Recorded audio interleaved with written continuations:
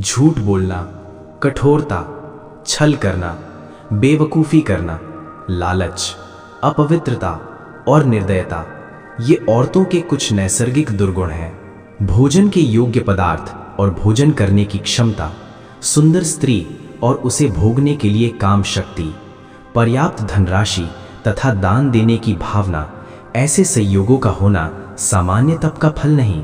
उस व्यक्ति ने धरती पर ही स्वर्ग को पा लिया। जिसका पुत्र आज्ञाकारी है, जिसकी पत्नी उसकी इच्छा के अनुरूप व्यवहार करती है, जिसे अपने धन पर संतोष है। पुत्र वही है जो पिता का कहना मानता हो, पिता वही है जो पुत्रों का पालन पोषण करे, मित्र वही है जिस पर आप विश्वास कर सकते हो, और पत्नी वही है जिससे सुख प्राप्त हो। ऐसे लोगों से बचें जो आपके मुंह पर तो मीठी बातें करते हैं, लेकिन आपके पीठ पीछे आपको बर्बाद करने की योजना बनाते हैं। ऐसा करने वाले तो उस विष के घड़े के समान हैं जिसकी ऊपरी सतह दूध से भरी है। एक बुरे मित्र पर तो कभी विश्वास न करें, एक अच्छे मित्र पर भी विश्वास न करें, क्योंकि यदि ऐसे लोग आपसे रुष्ट होते हैं तो आपके सभी राज से पर्दा खोल देंगे।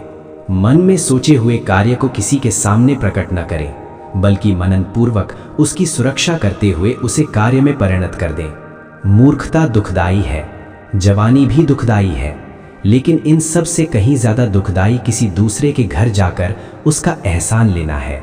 हर पर्वत पर माणिक्य नहीं होते, हर हाथी के सर पर मणि नहीं होता, सज्जन पुरुष भी हर जगह नहीं होते, और हर वन में चंदन के वृक्ष भी नहीं होते हैं।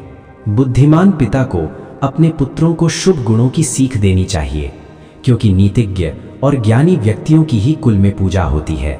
जो माता व पिता अपने बच्चों को शिक्षा नहीं देते हैं, वो तो बच्चों के शत्रु के समान हैं, क्योंकि वे विद्याहीन बालक विद्वानों की सभा में वैसे ही तिरस्कृत किए जाते हैं जैसे हंसों की सभा में बगुले। लाड़ प्यार से बच्चों में गलत आदतें डलती हैं, उन्हें कड़ी शिक्षा देने से वे अच्छी आदतें सीखते हैं। इसलिए बच्चों को जरूरत पड़ने पर दंडित करें, ज्यादा लाड न करें। ऐसा एक भी दिन नहीं जाना चाहिए जब आपने एक श्लोक, आधा श्लोक, चौथाई श्लोक या श्लोक का केवल एक अक्षर नहीं सीखा, या आपने दान, अभ्यास या कोई पवित्र कार्य नहीं किया। पत्नी का वियोग होना, अपने ही लोगों से बेइज्जत होना, बचा हुआ ऋण, दुष्ट राजा की सेवा करना, गरीबी एवं दरिद्रों की सभा, ये 6 बातें शरीर को बिना अग्नि के ही जला देती हैं। नदी के किनारे वाले वृक्ष, दूसरे व्यक्ति के घर में जाने अथवा रहने वाली स्त्री एवं बिना मंत्रियों का राजा, ये सब निश्चय ही शीघ्र नष्ट हो जाते हैं।